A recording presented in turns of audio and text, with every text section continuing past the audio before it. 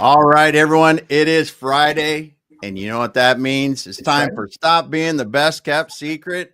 I am excited today. I'm one of your co-hosts, Damon Pistolka. That pretty gentleman right over there is Kurt Anderson, and we are going to be talking about web design for manufacturers and making that first impressions that make sense. I can't even talk. I'm so excited today. And I've rehearsed this title line several times. That's every day, dude. You're just so excited every day. Can't you just feel the enthusiasm, the passion just coming right through the screen, right? Ready to go. I'm just telling you, I'm ready. You're right. All right. So, hey, let's start with how about this amazing, incredible woman right here. So, Paula Santana. Paula, happy Friday. How are you? Good, thanks. Excited to be here. Awesome. Well, great to have you here. And how about I always get how that handsome devil down just there, point right? downwards because I'm above Jason. Yeah, like Jason Deering's in the house. Jason, happy Friday. How are you? Happy Friday, everyone. How's everybody? Family's good. Everybody's good. Wonderful. Every good week. Everybody's doing good. Like we're in the spring, all that stuff, right? Waiting for pool to open. Outside. Wow. Okay, so all right, we've got a ton to cover, and we're going to keep this one. It's Friday. People have things to do. They're busy. We're going to fast and furious. We're going to talk about making great first web impressions with your website, in particular, website design for manufacturers.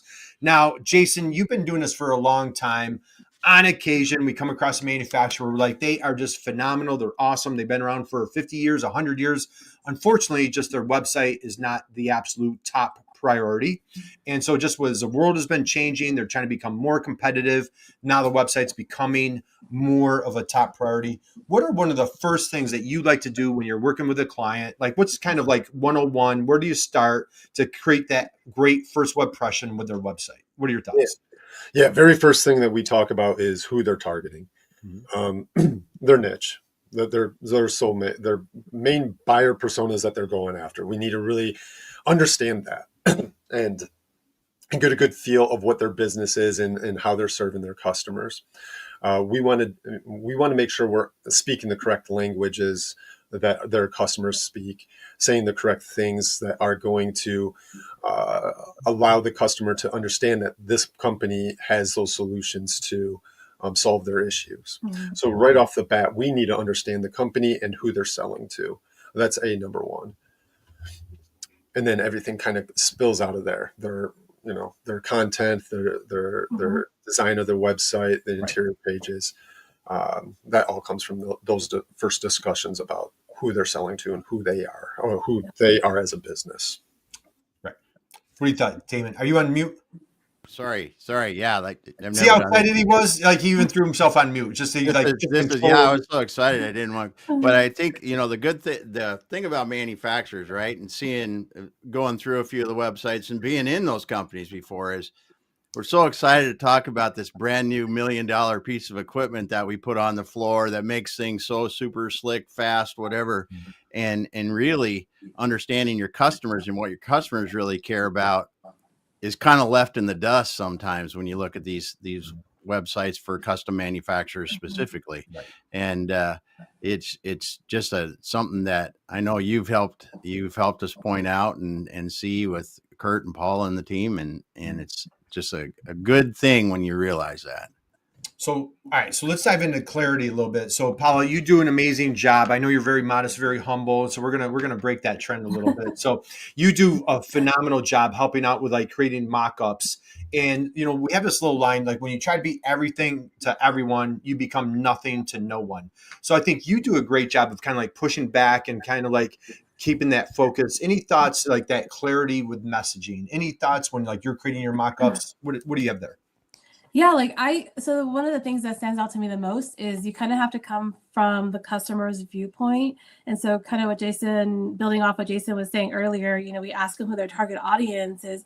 That's a good starting point. But then we have to come at it also from a customer's point of view. So asking certain questions, understanding who the audience is, but not only understanding the audience, who they are, but what questions they're asking, why are they coming to this website, what to learn. And so one of the first things I'm always looking for, or kind of give my 2 cents in when the mock-ups come to me or after I have to create it, is what information am I seeing first? What information should be first? And that kind of goes and ties in with to what Jason is not only knowing the audience, but then the next question is, what are the processes behind the scenes when they talk to a salesperson, when they talk to the owner, when they talk to whomever they're talking to at the company? You got to have to take it out from the customer's perspective and dive into how are they processing the information when they first are coming on to like kind of get into their mindset, and then how we're presenting that information to them. So always keep that in mind. Like, it's great from the company's viewpoint, but ultimately we're serving the customer, we're answering their questions and their objections. And so we always have to take a step back and be like, okay, now how am I viewing this website if I was a customer and I need to get in here and learn about the company or ask questions about the product or service I'm looking to get from this company? Yeah, I love that. So, Damon, what do you have? Well, I've got a question for you, Kurt, and this is because Paula got me thinking about it. Great information, Paula, because this is one of the things. As you're working with people, Kurt, how much does the customer journey play into this whole thing, and really as tie into what Paula said about, the right content, the right place, and going through that? Well, it's all about the buyer's journey, right? And so the thing is, in kind of like packaging it all together. And Jason, I'm going to come to you because next we're going to dive kind of talk like that first, like that hero section. I want to dive into that, but let's go here, Damon. When our dear friend Allison DeFord taught us a really wonderful, amazing, hysterical little line, right? Damon, what is, if I say the wee-wee syndrome, what is the wee-wee syndrome? The wee-wee syndrome is when you're looking at your website and it says, we do this, we have great quality, we have awesome people, we have awesome equipment, we deliver on time. It's just, there's so much we's that the customers really don't care about. Right. And and I think, Jason, if you go to like the Wayback Machine and you go like when Jason built my my website about B2B tail when COVID hit, if I have it like we, and it's like it's now like it's like nails on a chalkboard for those of us old enough to remember a chalkboard, right? So so I think the big thing, Damon, to that point is we want to make it all about them.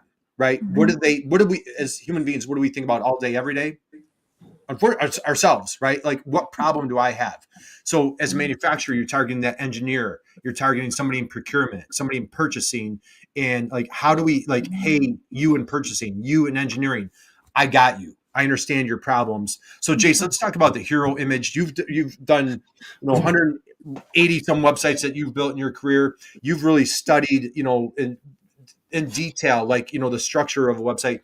Let's talk about the top portion, like the hero section. Why is that's so important to catch them right there? What are your thoughts? Yeah, I'm just to start this conversation, I would like to just start with, a lot of web developers, a lot of people that are looking for websites are looking for a website that just looks fantastic, has all kinds of bells and whistles and all that kind of thing. Though that does draw attention to people, but it doesn't tell them what you do and how you're going to help them, right? And sometimes it pushes them away if they can't figure that out right away. So right off the bat, they have to understand the content is the most important thing on the page, right? Yep. So the content has to make them understand that you are the solution for their issues. So, and when we start in that hero section, that first top section underneath the navigation, your logo and all that beautiful stuff, the next main section that people see, and it's usually the first thing, if it's done well, it's the first thing that catches their eye as that page loads, is what is normally called the hero section.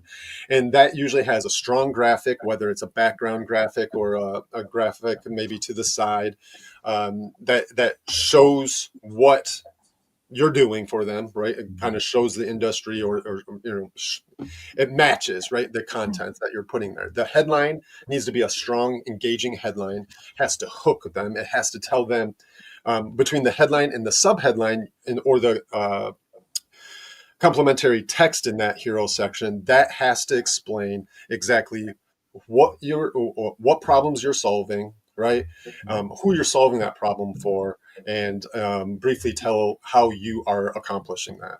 And that all needs to be done in that hero section in just a couple sentences. It can be difficult, but it is probably the most important thing you have on your website.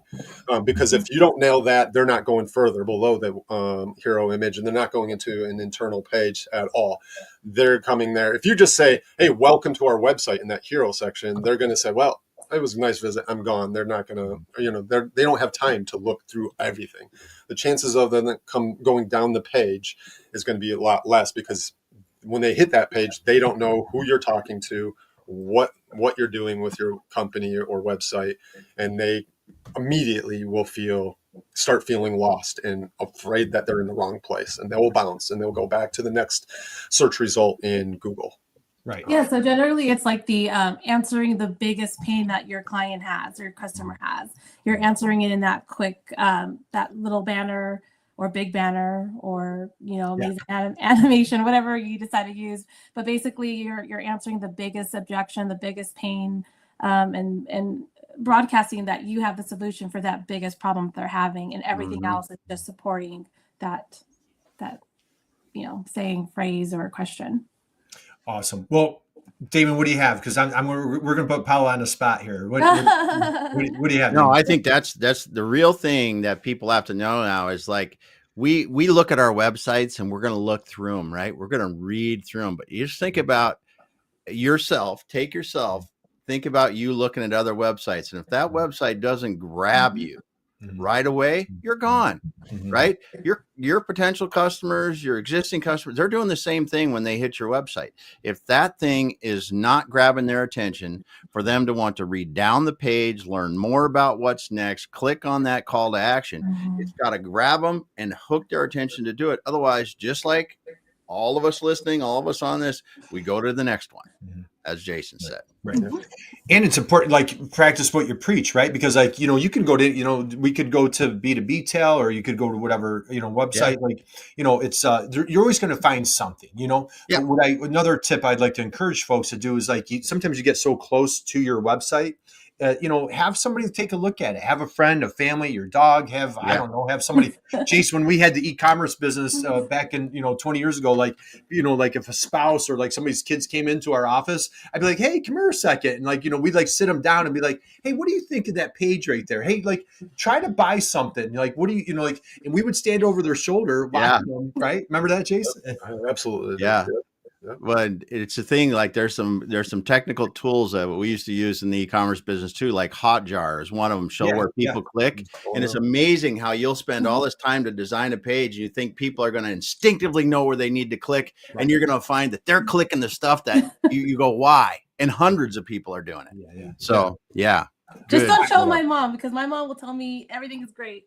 Yeah, Damon, our moms do the same thing. They it's like, hey, that's what good moms do. So, all right, I know we're going to keep this session a little bit on the short side, but again, thank you for joining us. If you're here, drop a note, let us know where you're coming from. Connect with Jason Deering on LinkedIn. Connect with our dear friend Paula. Hey, while you're at it, connect with Damon and myself. We'd love to hear what you guys have going on. But drop any questions. We're here talking about website design strategies, in particular for manufacturers, how to make that great first impression. We like to call it, Jason, web impressions, right? Those great web impressions. Got them sleeping. So, all right, Paul, I'm going to put you on the spot. Do you mind if I pull up one of your beautiful pieces of work? Let's see it. And Damon, you're going to love it. Jason, everybody's going to love it. So I just spoke with this client. All right, I'll give you the good news after. Let's take a look. Let's take a peek. You guys are going to be thrilled. So this is a mock-up, okay? And can you guys see my screen? Yeah. You sure can. Okay, so let's go here. Paula, what I absolutely love, I'm going to move some things around here. And I'm going to start with, I want to point out something. I would love for you to kind of share what's going on here. Now, you take a look at what Paula did. So she created this mock-up for a client. They are a ground strap manufacturer incredible, wonderful ground straps. It's a multi-gazillion dollar industry. Everything that draws a current needs to be grounded. These guys are made in USA. They do incredible work. Now, Paula, what I love is, Damon, did you notice there's no weebie on this page, right? So, Paula, talk to us a little bit about how you created the structure for this page. Well, we started off with actually creating a guide or a buyer's guide surrounded around this. And honestly, the copy is not my own. It's literally taking what our amazing copywriter on our team, Amy, she put that together. And I just really built off of that. And so again, kind of going back to what I was saying earlier, is we're basically putting ourselves and the customer in their own shoes as they're going through this guide. Like, what is a ground strap? Why do I need it? And is it solving the problems that I need? And honestly, I just wanted to keep something really clean. I like my answers. And when I go on a website, I mean, I love fancy websites, but the truth of the matter is I'm on a website because I need an answer to a question that I have, or I need a solution to a problem that I'm experiencing, or I'm trying to simplify a bottleneck, whether in my personal life or my business. So I always looking for the most critical information that I need, that I'm looking to get answers from. And so I kind of just went from that and just started kind of going through, taking that guide and just pulling out the pieces of it, not everything. Because for our goal on this particular page is we want our customers on this page to download that guide so they have everything, all the resources that they need in their hands, whether on their computer or if they're out in the field and they're like, does this company provide the right strap for me? And I can go with my tablet or my cell phone. And so this will be obviously mobile and tablet optimized. But the goal is just to get them the most important information that's going to answer the questions that they're most likely asking at the moment that they're looking at this. I absolutely love, and so a few things I want to point out. Like, number one, here at the top, we've got, what we call our RICs. Damon, what are our RICs? Can you explain to everybody what are our RICs? Those are the ridiculously important keywords. That's right. So what these guys are aggressively, it's a small family business. They're going up against like Amazon, like MasterCard, like anybody that sells ground straps, Fortune 500 companies. And like they have great rankings all over the place for their RIC ground straps. And here's what I love. We were kidding around about the wee syndrome, but man, we were being dead serious. Like, as soon as I see the word wee, Damon, it's like, I cringe now, right? But ground straps, you can trust. And what I love what you did here, Paula, is like you're telling soulmate, hey, soulmate, I know you're busy. I know you're looking all over the place. You can trust these. These are built for safety and built to last. And down here, you've got IPC certified. So if you're in the electrical world, you know exactly what that is. RoHS compliant, you know exactly what that is. And then right here, like whatever time or day that you catch this, we're in the midst of a little bit of tariff. I call it the tariff roller coaster, if you will. But these guys, they were getting beat up pretty bad on Amazon and some places with foreign imports, and so the tariffs might help a company like this. But anyway, here's the exciting news. Jason, Damon, Paula, you ready for a little drum roll? Who's got a drum roll? Jason, you got a drum roll? I just talked to the client this morning. So this particular product line of his company, he's up over 40% for this product line. So he is just. Yeah, absolutely on. He's on cloud nine, just over the moon. And so, like, again, it's that consistency. So, Jace, we're going to start winding down. I wanted to talk about real quick, hit a couple bullet points: speed, mobile. Just hit those points for anybody out there catching. Yeah, absolutely. Now, people now this is not 2010 any longer. People are using their phones to view websites almost primarily. It does change depending on industry and niches a little bit, but primarily it's more than 60% of everyone is using their phones to view their websites. So everything you have in terms of a web page, every page needs to be responsive, meaning that it reshapes itself and it looks awesome on any browser that you're looking at, whether it's your iPhone, your Android phone, your iPad, your Amazon or Samsung Galaxy, whatever tablet you have, whatever desktop you have, whatever laptop you have, whatever device you're using to view the website, and it has to look absolutely phenomenal. You also you want to make sure that your site is accessible and easy to view. It's easy to view if your visitor has any kind of handicaps, visual handicaps, or anything of that such. So, like if they're colorblind, your colors can't be affecting them. They have to be able to read that page. You have to have the contrasting colors right. So text isn't getting blended into that background color or an image or something like that. We want to make sure as many people as possible can use your website without any issues. Yep. And then speed. everyone's on their phones. Everyone has socials going. Everyone has something taking their attention away. Everyone's developing ADHD, whatever it is. Everyone has very short attention spans.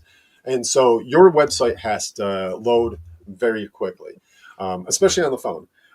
Because they're on their phone because they don't have a lot of time. They're busy. They're trying to look up really quick. They might be, sitting at an intersection in the car, or, in the middle of something, a little break, and they're quickly looking up something, right? That has to load really quickly.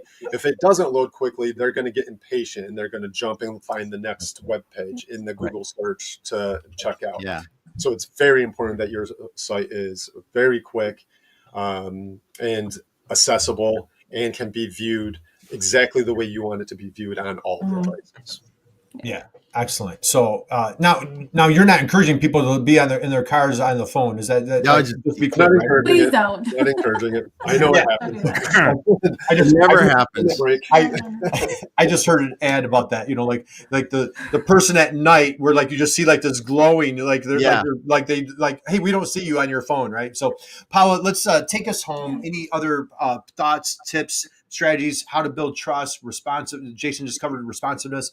Any other tips and strategies for how to make that great first impression for our folks? No, I think we said some really good takeaways. Like really, all of that is a little bit complicated when you're trying to create a responsive website and making sure it loads fast. Like there's a lot of technicality. So there's some really great, I think that website builders have come a long ways to helping ease that process.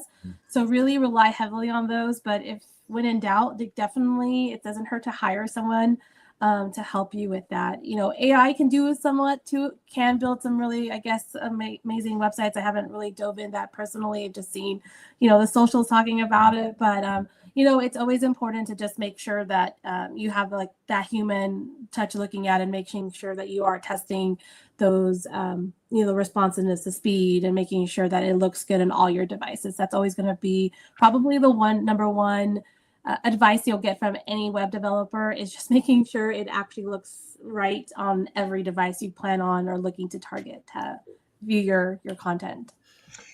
Drop the mic there, Paula. That was perfect. So way to close us out. Damon, parting thoughts, words of wisdom, anything that you want to share? No, I think it's great stuff covered here, and it just really comes back again to understanding your customer, making sure you're grabbing their attention with their biggest pain points, as Paula said, making it come quick, as Jason was talking about, and then driving home the problems you solve succinctly. And then how do you do business with you? What's the next step? And leave it there. I mean, your website, you can spend tens of thousands of dollars on a website that does absolutely nothing, right? Yeah. It can look beautiful. It can be as good as any Fortune 100 company if you wanted to, but never convert a single visitor. A simple and effective website is one of the best investments you can make if it addresses those things. And if I could just add a little bit more to that, visuals are fantastic. Visuals are important but it's not the most important thing. Again, like some of the highest converting pages in history of the internet have been some of the ugliest pages, some of the plainest pages, and they've converted amazingly, and that's because of the content. You're saying the things that need to be said exactly the way that your end user needs to hear it, your customer. So give them chills. And if you don't know, or you're not sure if your website's doing that, ask your customers. There's nothing wrong with asking their feedback. Like, hey, have you been on our website recently? Give us your feedback. Let us know. Well, how was the interaction with it? If they're not already sharing that information free willy-nilly, ask. It doesn't hurt to ask. It may be growing, maybe a little bit painful to listen, but I mean that you don't grow without a little bit of pain. So great advice there. So hey, Damon, we got a couple comments here. Yeah, Harry's dropping by to say happy Friday. Thanks. Happy Friday, Harry. Yeah, speed is critical for me. If the site is slow, I bounce, Jason. That's what Harry's saying there. We got Mabs is saying responsiveness of the website is a must. Yeah, that was something that's gotten easier, obviously, as websites have improved and stuff. That was tough a while ago. And then Rosie said, interesting. Thanks for stopping by, everybody, and dropping your comments. We love it.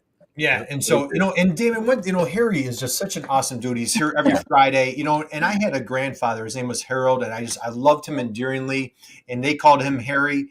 And I am so thankful that my family didn't name me Harry, because it wouldn't have worked out really well for them. You know? Imagine if I was Harry, that would not have gone well. So anyway, Yeah. Harry, happy Friday. Happy Friday to everybody. We're going to wind down. We have some really cool topics coming up, but you know what? Next week, it's a little family week this week. So, Damon, we're not going to be going live. It's for those that celebrate Easter, taking a little break next week. So we won't be here next Monday or next Friday. We'll be back the following week.